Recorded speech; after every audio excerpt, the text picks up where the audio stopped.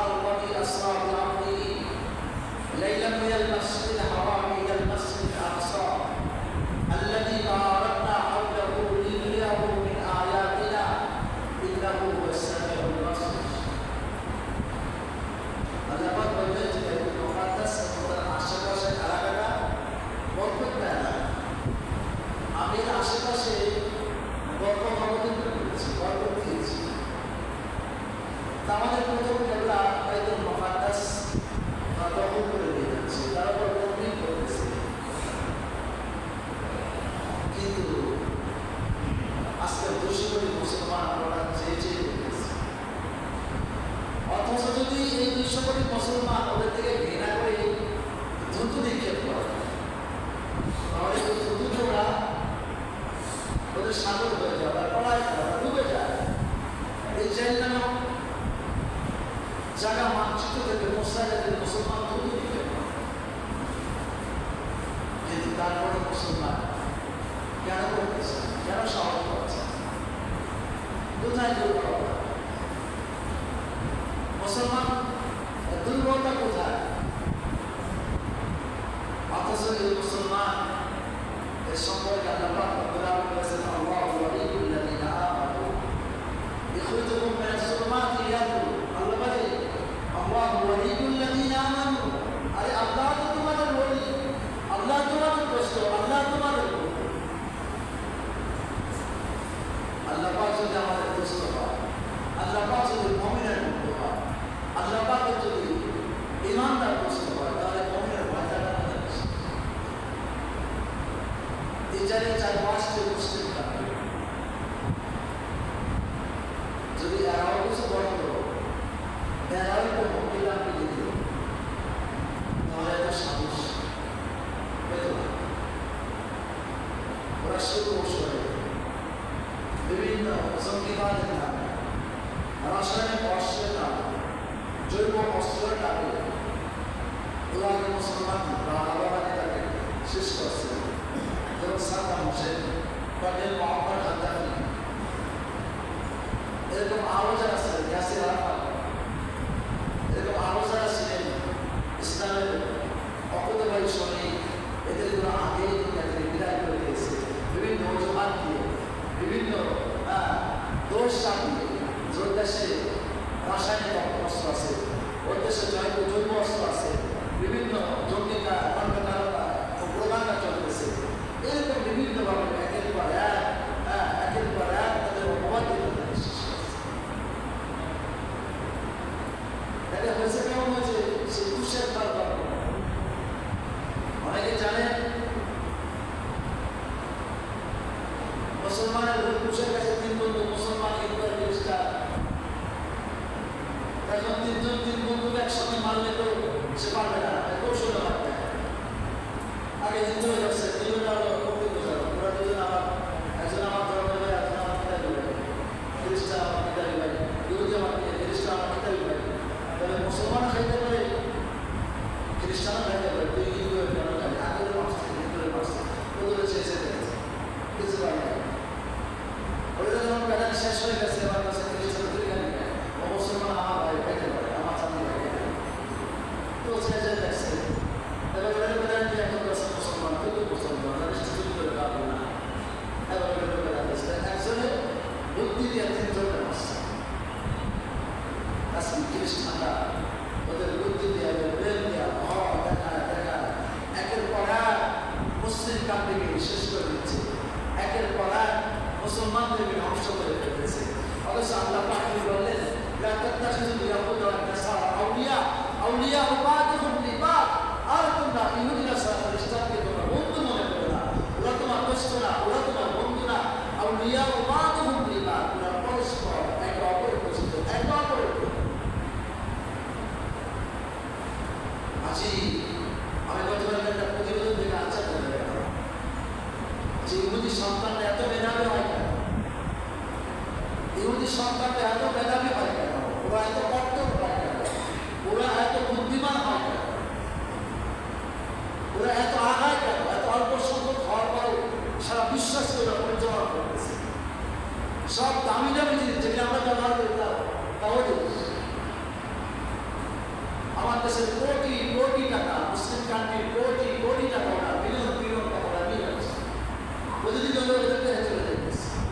আমরা বুঝতেছি না গুগলতে, ফেসবুকে, মাইক্রোসফটে যত প্রসাধনী আছে ভালো ভালো সব ওদের। ফেসবুক যে ব্যবহার করে ওদের, বিকাশ ওদের, রকেট ওদের। এইভাবে চার বিস্তার করছে মুসলমান এতে বিরত হতে পারে না। আপনি যত দামি দামি মাল দেখবেন দোকানের মধ্যে, আপনার খাওয়া থেকে নিয়ে আপনার ব্যবহার করা যত দেখবেন সব এই অল্প সংখ্যক ওদের মেধা আর ওদের বুদ্ধি দিয়া ওরা মুসলমানকে বিনাশ করে ফেলেছে। মুসলমান আর এর থেকে বের হয়ে গেছে বলে ওদের মেধা এত কেন, এত বুদ্ধি এত কেন। আমরা গতকালকার প্রতিবেদন দেখলাম ওদের বাচ্চাদের যখন মেয়েরা গর্ভবতী হয় ওরা তাদেরকে নিবিড়ভাবে ওদের তোলা পরিচর্যা করে। আর সবচেয়ে বড় কথা হলো একটা মেয়ে গর্ভবতী হওয়ার পরে দুনিয়ার যত খারাপ কোনো বিষয় যদি থাকে তার কাছে থাকে না, মোবাইল থাকে না, ইউটিউব থাকে না, ফেসবুক থাকে না, কোনো কিছু থাকে না। ওদের ধর্মীয় গ্রহণ করতে দিয়ে বসা থাকে, ওদের ধর্মীয় গ্রহণ করতে দিয়ে ওদের বসায় থাকে। আমরা আশ্চর্য হয়ে গেলাম যে গর্ভবতী মেয়ের হাতে ওদের ধর্মীয় যে গ্রহণ আছে বাইবেল দিয়ে বসায় থাকে। নবী আলাইহিস সালামের হাদিস আছে, সেটা হলো যখন কোনো সন্তান গর্ভে আসে, মা গর্ভে আসে, তখন মার দেখা ওই সন্তানের দেখা হয়। মার খাওয়া সন্তানের খাওয়া, মার নিঃশ্বাস সন্তানের নিঃশ্বাস, মার কথা বলা সন্তানের কথা বলা, মার দেখা সন্তানের দেখা, মার বলা সন্তানের বলা, মার হাঁটা চলা সন্তানের হাঁটা চলা। ওরা এই হাদিস ব্যাপার বিশ্বাস করে। আল্লাহ নবী সাল্লাল্লাহু আলাইহি ওয়াসাল্লাম যে হাদিস বলেছে একটা গর্ভবতী মেয়ে যখন গর্ভবতী হয় তখন তার গর্ভের যে বাচ্চা আসে সেই বাচ্চাটা মা যা করে সে পেট থেকে শিখে শিখে। রাসূলের হাদিসে মা যা করে তাই শিখে শিখে। শোনেন নাই বখতের কাকি রহমতুল্লাহ আলাইহি, কুতুবুদ্দিন বখতের কাকি রহমতুল্লাহ আলাইহি যিনি ভারতের জমিনে শিখে আছে। এখনো ভারতের মধ্যে কুতুব মিনার আছে, বড় বুজুর্গ আহ্বান আছে। ওনার বাবা যখন ইন্তেকাল করে ওনার মা তখন গর্ভবতী, ওনার বাবা ওনাকে বলে গেলেন যে আপনার সন্তান যদি ছেলে হয় তাকে তো মাদ্রাসায় যে হাফেজে কোরআন বানানো, তাকে তিনি হাফেজে কোরআন বানাবে। যখন কুতুবুদ্দিন বখতের কাকি রহমতুল্লাহ আলাইহি দুনিয়াতে আসছেন, কথাবার্তা যখন বলা শিখছে, হাঁটাচলা যখন শিখছে, ওরা আপনি কথা বলতে পারে বা ওনাকে মাদ্রাসার মধ্যে নিয়ে গেছে, হুজুরের হাতে দিয়ে বলতেছে যে আমার সন্তান একে দিন শেখায় দিই, আল্লাহ কোরআন শেখায় দিই, এলেম শেখায়। তো হুজুর ক্লাসে বসে সবকে বসে আউযুবিল্লাহি মিনাশ শাইতানির রাজিম পড়াইতেছেন। তো বাচ্চা আউযুবিল্লাহ বিসমিল্লাহ করে এক বসায় আদর করা করে তেলাওয়াত করে শোনাচ্ছে। সুবহানাল্লাহ বলেন না, এক বসায় আদর করা কোরআন কারীমের তেলাওয়াত শোনাচ্ছে ছোট বাচ্চা। হুজুর করে নিয়ে গেছেন মুফতিয়ারের মা কুতুবুদ্দিনের আম্মার কাছে। ব্যাপার কি, আপনার সন্তান আপনি আমার কাছে পড়ালেখা করতে দিয়েছেন, ও তো আপনি ওকে আগেই তো হাফেজ বানাইছেন, ওর এক বসায় এত ছোট মাসুম বাচ্চা আমাকে বিনা লুকমায় সহি শুদ্ধভাবে তাকদীরের সঙ্গে তাসবিহের সঙ্গে আদর করা কোরআন কারীম তারা সমাজের ব্যাপার কি কখনো কে হাফেজ বানাইছেন, কখনো হাফেজ হলো। কুতুবুদ্দিন বখতিয়ার কাকি রহমতুল্লাহ আলাইহি আজাদ বলতেছেন, আরে ও তো সবেমাত্র কথাবার্তা শিখছে, তো কখনো আমি হাফেজ বানাবো না, ওর কি পুত্র দেবে, কি কারিশমা বলবে। উনি বলতেছেন আমি আদর করা কোরআন কারীম হাফেজ ছিলাম, আরে যখন আমার সন্তান গর্ভে আসছে আমি আদর করা কোরআন কারীম তেলাওয়াত না করে কোনো বাধ্য করা ওই রাসূল বলেছেন মার দেখা সন্তানের দেখা, মার বলা সন্তানের বলা, মার নিঃশ্বাস সন্তানের নিঃশ্বাস, মার খাওয়া সন্তানের খাওয়া। সন্তান যখন গর্ভে থাকে আরে মার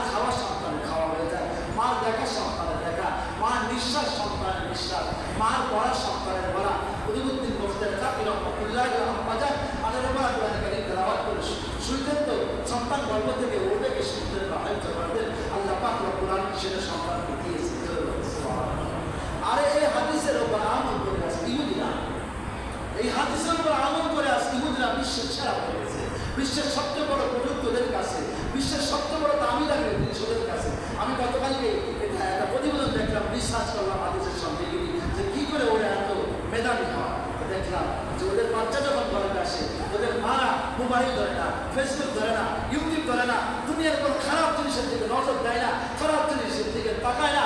ওরা সবসময় ওদের কিতাব নিয়ে বসে থাকে, কখনো কখনো কিতাব নিয়ে বসে বসে পড়ে, আবার কখনো কখনো কিতাব নিয়ে প্যাকেট ছোঁয়া। আর সন্তানটা যখন দুনিয়াতে আসে ওরা নিবিড়ভাবে করে চলতে পারে। আর এই সন্তানটা যখন কথা শিখে ওর কানের মধ্যে এই কালেমা দিয়ে দেওয়া হয় যে মুসলমান তোমার জাত শত্রু, মুসলমান তোমার জাত শত্রু, সন্তান মুসলমানের সঙ্গে সম্পর্ক রাখবে না, সন্তান মুসলমানদের সঙ্গে খাতির রাখবে না, মুসলমান তোমার জাত শত্রু। যখন ওই কথাটা শিখে তখন ওর কানে কানে শেখায়।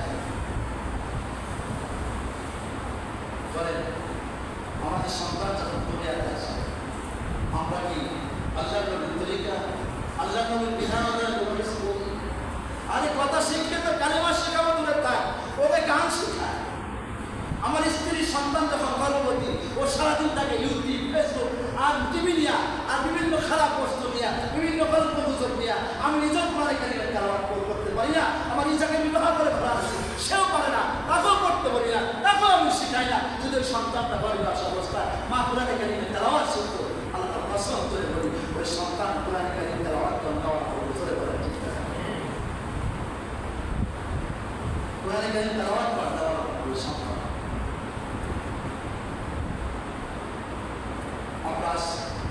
আল্লাহ কোরআন থেকে, রাসূলের হাদিস থেকে বহু দূরে চলে গেছে। আজ আমরা বহু দূরে চলে গেছি। এজন্য মুসলমান শুধু মার কাছ থেকে নয়, এক কোটি ইহুদি সারা বিশ্বের মধ্যে ছড়াই ছিড়ে রয়েছে। আর 200 কোটি মুসলমানদের কি করে পারে বলে? বলছে নবী আলাইহিস সালাম হাদিসের মধ্যে বলেছেন, বাদা ইসলাম গরিবা ওয়া সায়াউদু কামা বাদা লিমা জিতা ফাতুবা লিল গুরাবা। নবী বলেছেন যে ইসলাম গরিব অবস্থায় শুরু হয়েছে, আবার গরিব অবস্থায় ইসলাম দিয়ে চলে গেছে। ইসলাম গরিব অবস্থায় শুরু হয়েছে, আবার গরিব অবস্থায় ইসলাম ফিরে চলে যাবে। আজই হাদিস পড়ার পরে আশ্চর্য হয়ে গেছে, কেমন কথা? ইসলাম গরিব অবস্থায় ফিরে চলে যাবে।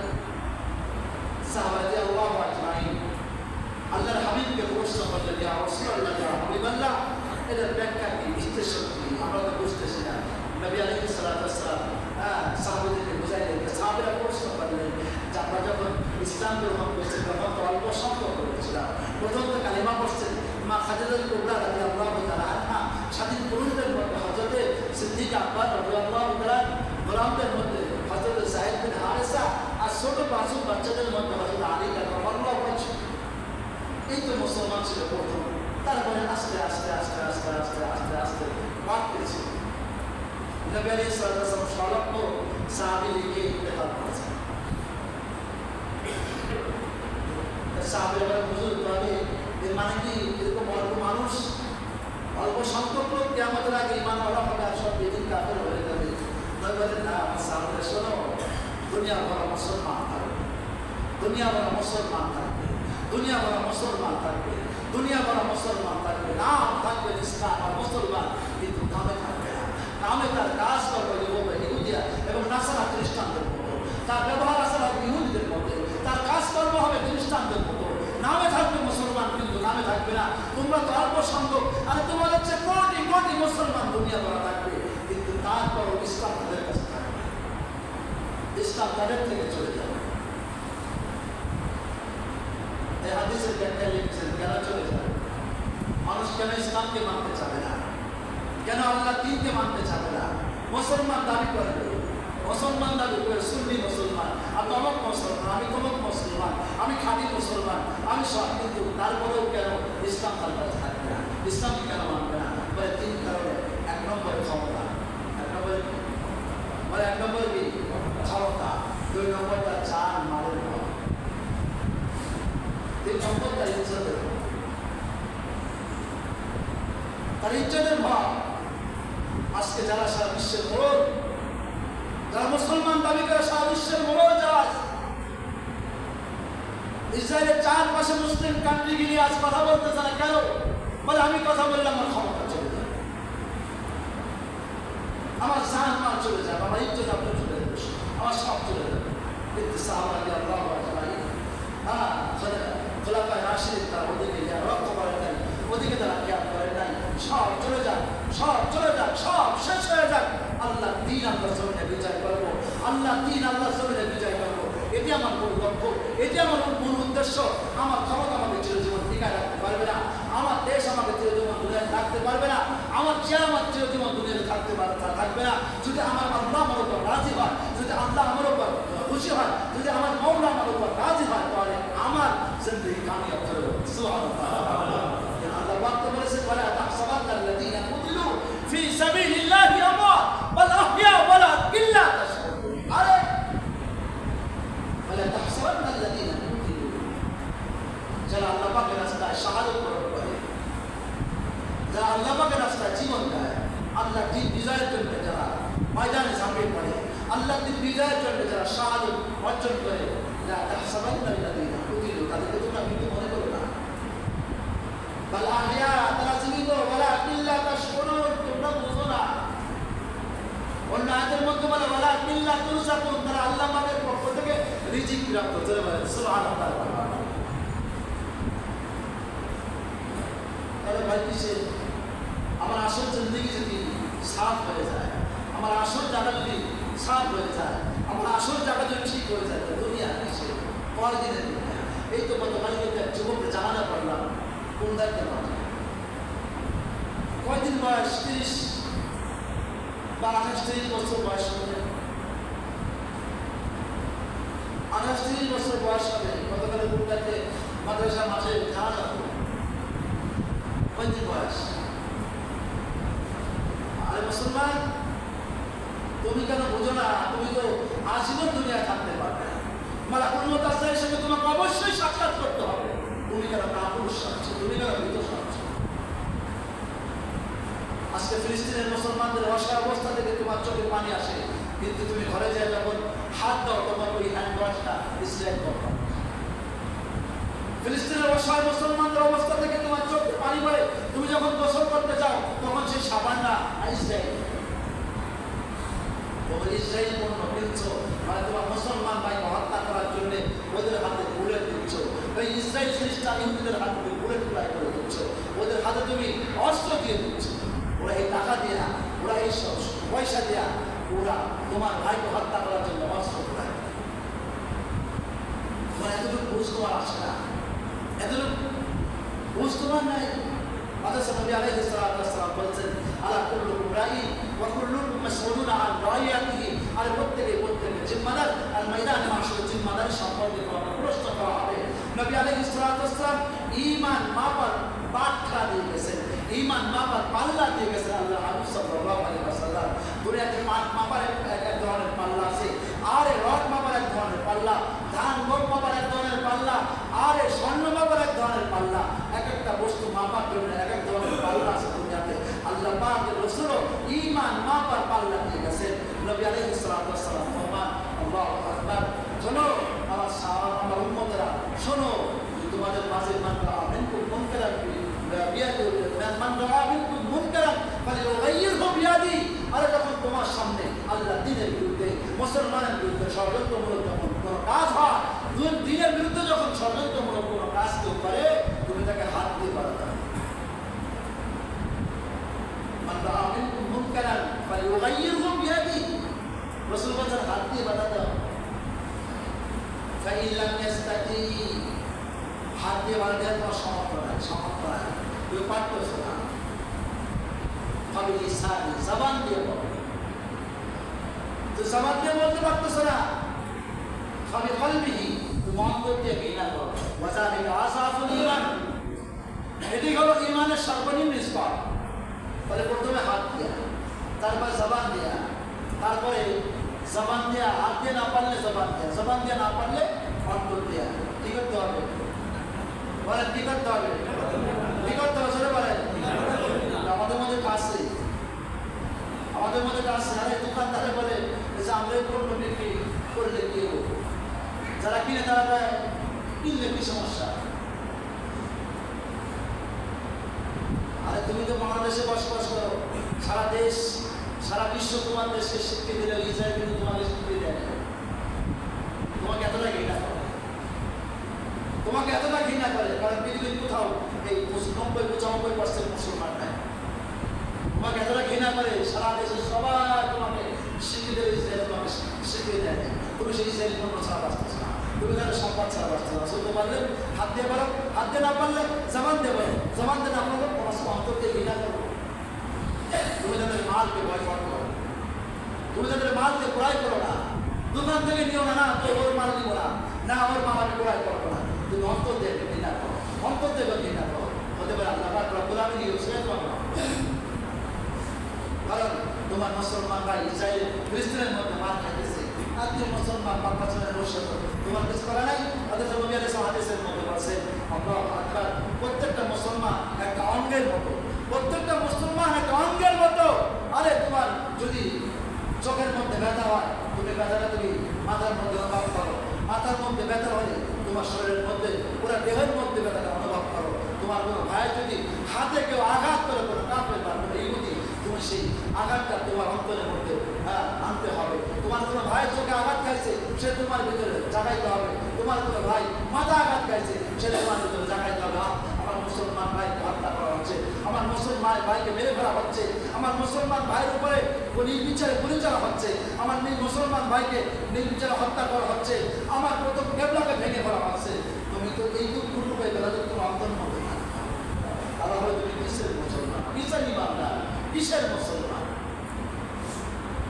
এজন্য মুসলমান দাবি করে আমরা শিখের জাতি, আমরা বীরের জাতি। আরে ভাই, বীর কেন মার খায়? বীর কেন মার খায়? বলে গোলামি করার জন্য মার খায়। সিংহ কেন মার খায়? গোলামি করার জন্য মার খায়। আজকে গোলামি যদি ছেড়ে আল্লাহ পাকের গোলামি করতাম, যদি আজকে গোলামি ছেড়ে আল্লাহ পাকের গোলামি করতাম, তাহলে অবশ্যই এই মার কখন খাইতাম না। ঠিক না? কারণ আল্লাহ তো বলে আল্লাহু ওয়ালিয়্যুল লাযীনা আমানু ইখরিজুহুম মিনাস যুলুমাতি ইলান নূর। আরে মুমিনের ওলি হলো আল্লাহ, ঈমানদারের ওলি হলো আল্লাহ। প্রকৃতপক্ষে ইহুদি নাসারা খ্রিস্টানকে দোস্ত না বানায়া যদি আল্লাহকে দোস্ত বানাইতে পারতাম, সেই নামাজের উপর বসে বসে আল্লাহর কাছে সাহায্য চাইতাম, যদি আল্লাহকে প্রকৃত অন্তর থেকে বন্ধু বানাইতাম, তাহলে কোনো ইহুদি নাসারা খ্রিস্টান মুসলমানের প্রতি চোখ তুলে তাকাইলে সাহস পেত না। আল্লাহকে ছাড়ছি, আল্লাহর গোলামি ছাড়ছি, মানুষের গোলামি করতেছি দেখে এত মান, এত লাঞ্ছনা, এত অবমাননা, এত বেইজ্জতি হইতেছি। প্রকৃতপক্ষে আল্লাহ পাকের গোলামি করতে পারতাম, তাহলে অপমান অবস্থা আমাদের আসতো না। আমাদের ইতিহাস তো উজ্জ্বল ইতিহাস। অল্প সংখ্যক লোক হাজার হাজার লোকের মধ্যে সামনে বিজয় অর্জন করছে। আমরা এখন দোয়া করি আল্লাহ তুমি আবাবিল দাও, আবাবিল দাও, আবাবিল দাও। নিজের ইমান আমল ঠিক না, আবাবিলের জন্য চাইতেছে, দোয়া করতেছে আবাবিল দাও। আল্লাহ আকবার। আফসোস, ফিলিস্তিনের ছোট ছোট মাসুম বাচ্চাদের কথা শুনলে চোখের পানি ধরে রাখা যায় না। এক বাচ্চাকে খাবার দেওয়ার জন্য গেছে, খাবার দাও, বলে না খাবার খাবো না। কেন খাবে না? আমার মা বলছে দুনিয়াতে খাবারের অভাব তোমার জন্য, কিন্তু আল্লাহর কাছে কোনো অভাব নাই। আমার মা বলেছে দুনিয়াতে তোমার পানি কষ্ট, আল্লাহর কাছে পানি কোনো কষ্ট নাই। দুনিয়া তুমি খাবার পাচ্ছ না, কষ্ট হচ্ছে, আল্লাহর কাছে গেলে খাবার তোমার অভাব নাই। আমি আল্লাহর কাছে খাবার চাই। আমি আল্লাহর কাছে খাবার চাই। আফসোস মুসলমান ছোট্ট আয়সা, সে আঙ্গুল ধরে বলতেছে শোনো তোমার বিশ্বের মুসলমান, আমি আল্লাহর কাছে গিয়ে বলে দেবো তোমরা এত মুসলমান থাকতে ইহুদিরা আমাদেরকে মারছে, ইহুদিদের বুড়েলে আমাদের খুব ঝামেলা হয়ে গেছে। আল্লাহর কাছে বিচার দেবো, আল্লাহর কাছে গিয়ে বিচার দেবো, তোমাদের জন্য মামলা দায়ের করবো আল্লাহর কাছে। আর সারা বিশ্বের বড় মুসলমানরা তাদের গায়ের মধ্যে ঢুকতে চান, ময়দানে মাসে আল্লাহর কাছে যেয়ে দেখো এক একজন ইসরায়েল, এক একজন ফিলিস্তিন শিশু যে আত্মরা আর যে মায়ের যে কান্নার জন্য যে আকাশ বাতাস ভারী হয়ে যাচ্ছে, তোমার মসনদ, তোমার ক্ষমতা, তোমার বিচার আজীবন থাকবে না, কিন্তু ময়দানে মাসে রব্বে কারিমের সামনে গিয়ে তোমার জবাব দেবে থাকবে না। যখন সন্তানকে দাঁড়াবে আদালত আলিয়াতে, আল্লাহ সারা দুনিয়া বলে এত মুসলমান ছিল, তারপরেও কোটি কয়েক খ্রিস্টান আমাদেরকে মারছে, কোটি কয়েক ইহুদি আমাদেরকে মারছে। আল্লাহ এদের বাচ্চারা যেমন বাবা বলে ডাকছে, আমরাও তো ডাকতে চেয়েছিলাম আব্বা বলে। এরা যেমন ঈদের দিনে বাবার সঙ্গে ঈদগাহে গেছে, আমাদের তো আশা ছিল আমরা বাবার সঙ্গে ঈদগাহে যাবো। এরা যেমন ঈদের দিনে নতুন জামা পরছে, আমাদেরও আশা ছিল আমরা নতুন জামা পরবো। ভিন্ডি খাবো, সেমাই খাবো, আল্লাহ আনন্দ করবো, ফুর্তি করবো, কিন্তু তারপরেও এরা চুপ থাকার কারণে ঈদের দিনে আমরা তো আনন্দ করতে পারি নাই। ঈদের দিনে আমাদের বুলেটে আমাদের বুক ঝাঁঝা হয়ে গেছে, ঈদের দিনে আমাদের মা শাহাদত বরণ করেছে, আমাদের বাবা দুনিয়া ছেড়ে চলে গেছে, আমরাও এতিমা অসহায় করে ঘুরে ঘুরে ঘুরে বেড়াচ্ছি। তারপরে ওই খ্রিস্টানদের ইহুদিদের এই বুলেটের থেকে আমরা রেহাই করি নেই, আমাদের বুক ঝাঁঝা হয়ে গেছে। ময়দানে মাহশরে আল্লাহ পাকের দরবারে আদালতে আলিয়াতে আল্লাহ পাকের আদালতে আলিয়াতে বলে যায় মানে বাঁচার কোনো উপায় না, চলবে ঠিক লাগে। এজন্য আল্লাহ পাক বলে মুসলমান ভয় পাওয়ার কিছু নাই, ওয়ালা তাহিনু ওয়ালা তাহজানু ওয়া আনতুমুল আলাউনা ইন কুনতুম মুমিনিন। আল্লাহ বলে পরেশানি করো না, ভয় পেও না, ঈমানদার হও, মুমিন হও, তাহলে আমি আল্লাহ পাকের পক্ষ থেকে তোমাদের উপর সাহায্য করব। জোরে বলে সুবহানাল্লাহ। ওয়ালা তাহজানু, পরেশান করো না, ভয় পেও না, ঈমানদার হও, ঈমানকে পেও, তাহলে আমার পক্ষ থেকে তোমার উপর সাহায্য হবে। আল্লাহ হাদিসের মধ্যে বলেছে আল্লাহু আকবার, আল জান্নাতু তাহতা সিলালুস সুর, জান্নাত তরবারি ছায়ার নিচে জান্নাত, তরবারি ছায়ার নিচে জান্নাত। আজ মুসলমান জিহাদ ছাড়ছে তো মুসলমানের দুর্গতি শুরু হয়েছে, মুসলমান জিহাদ ছাড়ছে তো মুসলমান হক কথা ছাড়ছে তো মুসলমানের উপরে মুসিবত চাপছে। ধরে রাখতে মুসলমানের উপরে মুসিবত চাপছে। শহীদ মরণ তো সবচেয়ে আসানের মরণ, শহীদ মরণ তো সবচেয়ে শান্তির মরণ।